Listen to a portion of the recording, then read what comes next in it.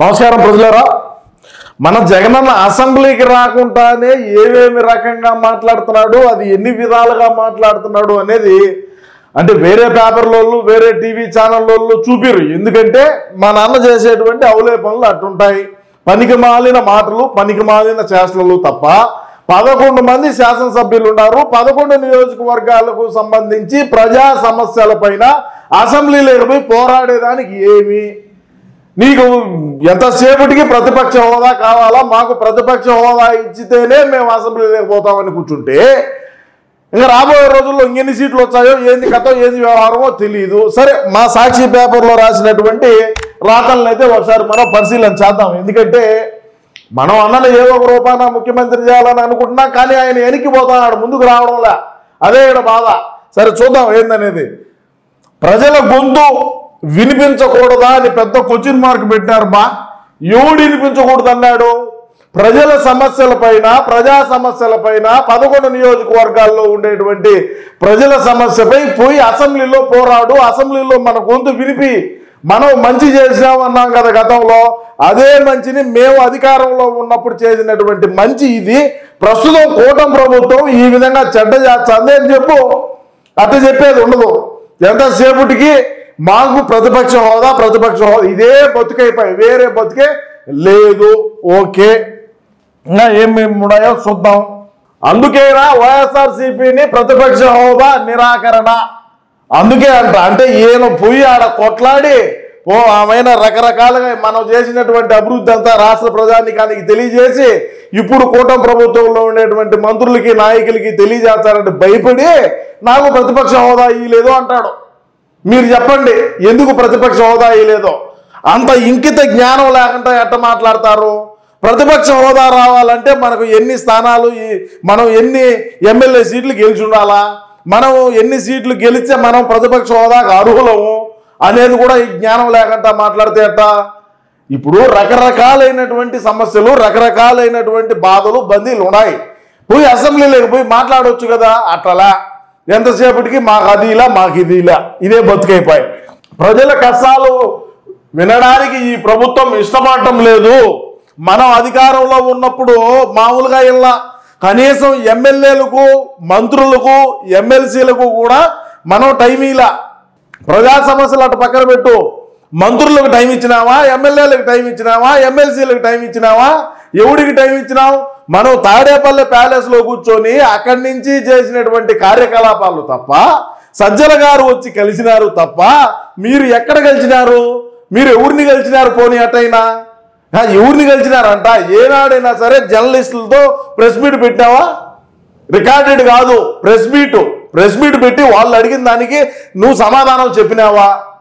ఇవన్నీ ఏముండవు. ఊరికే అవులే కోతలు కూయిందంటే రకరకాలుగా రాస్తారు. అసెంబ్లీలో అటు ఇటు వారే డబుల్ యాక్షన్, ఎటు ఇటు డబుల్ యాక్షన్ చేస్తున్నారు. నువ్వు పో, అందుకే కదా చెప్తాంది. నువ్వు పోయి కూర్చో. మన పులివెందుల్లో ఏ విధంగా మేము ఈ విధంగా అభివృద్ధి చేశాం, పులివెందుల్లో మీరు అధికారంలోకి వచ్చిన తర్వాత ఎందుకు చేయలేకపోయినారు? మేము రాజధానులు 3 రాజధానులు ఏ విధంగా కట్టాం, మీరు ఎందుకు చేయలేకపోయినారు? మేము అకశల్యములకు ఏ విధంగా న్యాయం చేశాం, మీరు ఎందుకు చేయలేకపోతున్నారు? ఇటువంటి అన్ని అంశాలన్నీ పోయి లేవనెత్తు. ఎవడొద్దన్నాడు? ఎవడైనా రావద్దన్నారా నిన్ను? అయ్యన్న పాత్రుడు గారు చెప్పినారు, రాండయ్య వచ్చి మీరు అసెంబ్లీకి వచ్చి మీరు ప్రజా సమస్యల పైన పోరాడండి అని బ్రహ్మాండంగా చెప్పినాడు కదా. మరి మనం ఎందుకు పోలేకపోయినాం? మనం పోయి దేనికైతే ప్రజా సమస్యల పైన పోరాడలేకున్నాం. మనం మళ్ళా 175 ఎట్ట గెలుచాం? మళ్ళా నువ్వు ప్రధానమంత్రి ఎట్ట కావాలా? ఇప్పుడు 11 నియోజకవర్గాల్లో ఉండేటువంటి ప్రజానీకం ప్రజా సమస్యల పైన ఎవరు పోరాడతారు? మనం ఏమన్నా తాడేపల్లి ప్యాలెస్లో ఈ లిక్కర్ స్కామ్లో దొబ్బిన డబ్బులతో ఏమన్నా ఈ 11 నియోజకవర్గాలు ఏమన్నా అభివృద్ధి చేస్తామా? లేదు. మనం ఏ విధంగా 11 నియోజకవర్గాలను అభివృద్ధి చేయాలనుకుంటున్నాం అంటైనా చెప్పండి.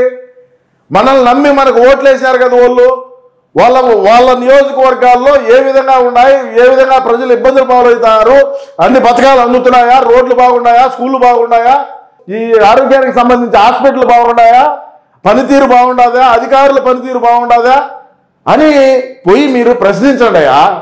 ఊరికే కూర్చొని మాట్లాడితే ఇది అంతా అవులే అనుకుంటా జగనన్న. నీకు అర్థం కావడంలే. నేను చెప్తాను మన మంచి కోసమే స్వామి, నా కోసమేం కాదు. ప్రజలను ఏడిపించేది ఈ ప్రభుత్వమే. అయ్యో మీ తరపున మేము ఏడుస్తామనేది ఈ ప్రభుత్వమే. ప్రస్తుతానికి కూటమి ప్రభుత్వం ఎక్కడ ఎవరిని ఏడిపించడంలే. బాగానే ముందుకు పోతున్నారు. నాకు తెలిసినటువంటి సమాచారం మేరకు మనం చేసినంత అభివృద్ధి, మనం చేసినంత మనం తెచ్చినన్ని పెట్టుబడులు, మనం ఇచ్చినన్ని ఉద్యోగాలు ఇవ్వాలంటే అది ఏ ప్రభుత్వం వల్ల కాదు. మనం ఏం సామాన్యమైన అభివృద్ధి చేసినామా, మనం ఎన్ని కంపెనీలు తెచ్చినాం, ఎంతమందికి ఉద్యోగ అవకాశాలు కల్పించినాం, ఏ విధంగా రాజధాని కట్టినాం, ఏ విధంగా మన ఆంధ్ర రాష్ట్రానికి అప్పులు లేకుండా చేసినాం అనేది అందరికీ తెలుసు. మనం చేసినట్టు చేయాలంటే బ్రహ్మదేవుడి వల్ల కూడా కాదని సందర్భంగా తెలియజేస్తా ఉండా జగనన్న. పోతే ఇలా ఏడ్చినట్లు నటించిన మాత్రాన సానుభూతి రాదు. ఏడ్చేది ఎవరు లేరు. నువ్వు ఇంట్లో కూర్చొని ఏడుస్తున్నావా లేదంటే బయట కూర్చొని ఏడుస్తున్నావా అనే విషయం పక్కన పెడితే ప్రస్తుతానికి ఎవరైతే ఏడచడం లేదని కూడా ఈ సందర్భంగా తెలియజేస్తున్నా. నువ్వే ఏదో శవం కనపడితే మనం బయటకు వచ్చాము, నువ్వు ఒక రకంగా కనపడితే బయటకు వచ్చాము, ఎవరన్నా లంగా పనులు చేస్తుంటే ఓడి ఓదార్చేదానికి పోతాం, పనికిమాల వాళ్ళందరినీ ముందుకు తీసుకువచ్చేటువంటి ప్రయత్నం చేస్తాను తప్ప ఎవరు ఏడ్చేది ఎవరు లేరులేగానే. వైద్యం వ్యవసాయం సహా అన్ని రంగాల్లోనూ కూటమి ప్రభుత్వం తిరోగమనం, ప్రజలకు కనీసంగా చేయాల్సినవి ఏమీ చేయడం లేదు. ఇప్పుడు యూరియా కొరత అని చెప్పి ఏ విధంగా డ్రామాను సృష్టించినాం, ఏ విధంగా వ్యవహారం చేసినాం, ఏ విధంగా ప్రెస్ మీట్లు అయినా కూడా యూరియా కొరత గురించి నువ్వేమన్నా బయటకు వచ్చి మాట్లాడినావా? ఆ ధర్నాల్లో నువ్వేమన్నా పాల్గొన్నావా చెప్పుపోని? నువ్వేడో తాడేపల్లిలో లేవనుకుంటా ఆ రోజు కదన్నా, బెంగళూరు. నువ్వేడో బెంగళూరులో కూర్చొని ఆడించి ఇది కానివ్వండి అంటే ఏడ కింద వాళ్ళందరూ ఎగమలుతురి. యూరియా దొరికే వాళ్ళు దొరకని వాళ్ళు ఏంది కథ, యూరియా ఎట్టున్నది ముందు ప్రస్తుతం ఏంది అనేది రాష్ట్రంలో ఉండే ప్రజలకు బ్రహ్మాండంగా తెలుసు. ప్రభుత్వం అనేది ఉందా ఓయమ్మ, ప్రభుత్వం అనేది ఉందా లేదా అని ప్రజలకు సందేహం కలుగుతుంది. శాంతి భద్రతా పరిస్థితి మరింత దారుణం. శాంతి భద్రతల గురించి మాట్లాడదామా, ముందు ప్రభుత్వం గురించి మాట్లాడదామా? ముందు ప్రభుత్వం గురించే మాట్లాడదాం, ఎందుకంటే మనం అధికారంలో ఉన్నాం కాబట్టి. ప్రభుత్వం గురించి మాట్లాడి ప్రభుత్వం ఏ విధంగా నడపాలా, పోలీసు యంత్రాంగాన్ని ఏ విధంగా నడపాలా, అధికారుల్ని ఏ విధంగా ఏం చేయాలనేది మనిద్దరం మాట్లాడుకోవాలి. మన ప్రభుత్వంలో జరిగినటువంటి దాని గురించి ఈ అవులే మాటలు అవులే వద్దు, మంచిది కాదు. ప్రభుత్వాన్ని ఏ విధంగా నడిపినామో తెలుసు, ఎంతమంది సలహాదారులు పెట్టుకొని నడిపినామో రాష్ట్రంలో ఉండే ప్రజానికానికి తెలుసు, శాంతి భద్రతలు మనం అధికారంలో ఉన్నప్పుడు ఏ విధంగా నెలకొల్పినామో తెలుసు, ప్రస్తుతం ఏ విధంగా పోలీసు యంత్రాంగం శాంతి భద్రత ఉండేది అందరికీ తెలుసయా. నువ్వేం కొత్తగా ఏమి చెప్పాల్సిన పని లేదు. వీటన్నిటిపై సభలో మాట్లాడే సమయం ఇచ్చే పరిస్థితి లేనందుకే మీడియా వేదికగా నిలదీత. మండలిలో మన పార్టీకి మంచి బలం ఉంది. ఇప్పుడు బతుకు ఏంటంటే వీటన్నిటిపైన మాట్లాడేదానికి జగనన్నకు సభలో సమయం ఈరంట బా. నేను చెప్తున్నా జగనన్న, అయ్యన్న పాత్రుడు గారిని రఘురామకృష్ణరాజు గారిని కావాలంటే చేతులెత్తి దండం పెట్టి నీకు టైం ఇవ్వమని చెప్తా. మైక్ కూడా నేనే తీసుకోవచ్చా, మంచి మైక్ తీసుకోవచ్చా? నా దగ్గర ఒక మైక్ ఉన్నది, ఆ మైక్నే తీసుకొని నేను వచ్చా. నీకు ఎంత సమయం కావాలంటే అంత సమయం ఇచ్చారు. వాళ్ళు ఎప్పటి నుంచో చెప్తున్నారు, అయ్యన్న పాత్రుడు, రఘురామకృష్ణరాజు గారు, అదేవిధంగా అచ్చెన్నాయుడు, చంద్రబాబు నాయుడు గారు, లోకేష్ గారు, వీళ్ళందరూ నీకు ఎప్పుడో చెప్పినారు ఏమని, నువ్వు అసెంబ్లీకి రా, నీకు ఎంత సమయం కావాలంటే అంత సమయం, లేట్ నైట్ అయినా పర్వాలా, నీ ప్రశ్నలు వీళ్ళ జవాబులు, వీళ్ళ ప్రశ్నలు నీ జవాబులు. మనం ఆడికి పోతే మనం చేసిన అవులే లంగా లఫుంగి మాటలు, లఫుంగి పనులన్నీ కూడా మరి ఎన్ని ఏడ రాష్ట్ర ప్రజానికానికి తెలియజేస్తారో మనం వాళ్ళు అడిగేటువంటి ప్రశ్నలకు మనం సమాధానం చెప్పలేం. మనం ముందుగానే అంతంత మాత్రమే కదా. మరి దానికి సమాధానం చెప్పలేకంటే నేను అవులేనైతానని చెప్పి నువ్వు అసెంబ్లీకి పోలేదని అందరికీ తెలుసు. నువ్వేమి నటన గతంలో మనం ఒక కరుణామయుడి లెవెల్లో నటన రక్తి కట్టించినాం. ప్రస్తుతం నమ్మేటువంటి పరిస్థితుల్లో లేరని కూడా ఈ సందర్భంగా తెలియజేస్తా ఉండా. పోతే ప్రజా సమస్యలపై గట్టిగా పోరాడాలి. శాసనసభ మండలి సమావేశాల సందర్భంగా సభ్యులకు దిశానిర్దేశం. ఓకే, దిశానిర్దేశం చేయడమే మన పని. మనం వేరే ఏం చేయగలుగుతాం? ఇంకేం చేయలేము. పేదల సొంతంటి కళకు తూట్లు పొడుస్తారా వాయమ్మ. సీఎం చంద్రబాబుపై వైఎస్ జగన్ ఆగ్రహం. మీకు అధికారం ఇచ్చింది పేదల సొంతింటి కళలు నాశనం చేయడానిక? అక్కచెల్లెమ్మలకు రిజిస్ట్రేషన్ చేసి ఇచ్చిన ఇళ్ల స్థలాలను రద్దు చేసే అధికారం మీకు ఎవరిచ్చారు?